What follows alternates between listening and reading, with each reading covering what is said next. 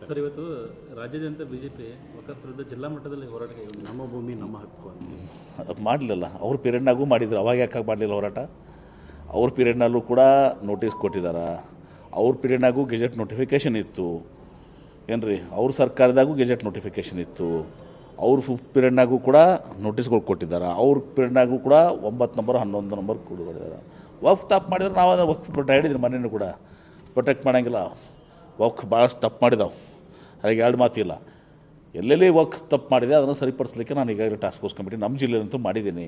ಮುಖ್ಯಮಂತ್ರಿಗಳಿಗೂ ಕೂಡ ಮೊನ್ನೆ ಅವ್ರಿಗೂ ಕೂಡ ಹೇಳಿದ್ದೀವಿ, ಎಲ್ಲಿ ವಕ್ಫ್ಗಳು ತಪ್ಪು ಮಾಡಿದ್ದಾವೆ ನಿರ್ದಾಕ್ಷಿಣ್ಯವಾಗಿ ಕ್ರಮ ಕೈಗೊಳ್ಳುವಂಥದ್ದು. ವಿ ಆರ್ ನಾಟ್ ಪ್ರೊಟೆಕ್ಟಿಂಗ್ ವಕ್ಫ್. ಮತ್ತು ವಕ್ಫ್ ಬರೀ ಕೇವಲ ಹಿಂದೂಗಳ ಆಸ್ತಿ ಅಲ್ಲ, ಮುಸ್ಲಿಮರದು ಅನೇಕ ಆಸ್ತಿಗಳು ಆಗಿದ್ದಾವೆ. ಆದರೆ ಬಿ ಜೆ ಪಿಯವ್ರು ಕೇಳೋದಿಷ್ಟೇ, ನೀವು ಇಷ್ಟು 74ರಿಂದ ಇಲ್ಲಿ ತನ ನಿಮ್ಮ ಮ್ಯಾನಿಫೆಸ್ಟೋದಾಗ ಯಾಕೆ ಹಾಕಿದ್ರಪ್ಪ? ನೀವು 2014 ಮ್ಯಾನಿಫೆಸ್ಟೋದಾಗ ಹಾಕಿದ್ರಿ. ಶೋಭಾ ಕರಂದ್ಲಾಜೆ ಪಾರ್ಲಿಮೆಂಟ್ನಾಗ ಕ್ವಶನ್ ಕೇಳಿದ್ದಕ್ಕೆ ಮೈನಾರಿಟಿ ಅಫೇರ್ಸ್ ಮಿನಿಸ್ಟರ್ ನಕ್ವಿಯವ್ರು ಉತ್ತರ ಕೊಟ್ರಿ. ಅವಾಗೆಲ್ಲ ಹೋಗಿತ್ತು ನಿಮ್ಮದು ಹೋರಾಟ? ಅಂದರೆ ಇವ್ರದ್ದು ರಾಜಕೀಯ ಪ್ರೇರಿತ ಕಾಂಗ್ರೆಸ್ ಸರ್ಕಾರ ಇದ್ದಾಗ 2 ದಿವಸ ಕುಂಭಕರ್ಣ ನಿದ್ದೆ ಮಾಡಿದ್ರು ತಾವಿದ್ದಾಗ. ತಾವು ನೀವಿದ್ದಾಗ ಯಾಕೆ ಮಾಡಲಿಲ್ಲ ಇದನ್ನೆಲ್ಲ?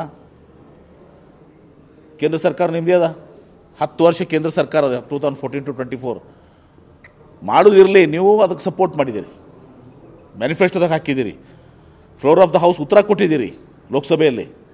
ಇಲ್ಲಿ ಬಂದು ನಾಟಕ ಮಾಡ್ತೀರಿ. ಸರ್, ಈಗ ವಿಜೇಂದ್ರ ಅವರ ಯತ್ನಾಳ್ ಕ್ರೆಡಿಟ್ಗೋಸ್ಕರ ಇದು ನಡೀತಿದೆ ಅಂತ ಹಾಗೆ ಹೇಳ್ದದ. ಆ ವಿಜೇಂದ್ರನ ತೆಗಿಬೇಕಂತಾರೆ, ಇವರು ವಿಜೇಂದ್ರನ ಇವ್ರು ತೆಗಿಬೇಕಂತಾರೆ. ಒಟ್ಟಾರೆ ಇದು ಅವ್ರವ್ರ ರಾಜಕೀಯ ಗೊಂದಲ, ಇದು ಡ್ರಾಮಾ.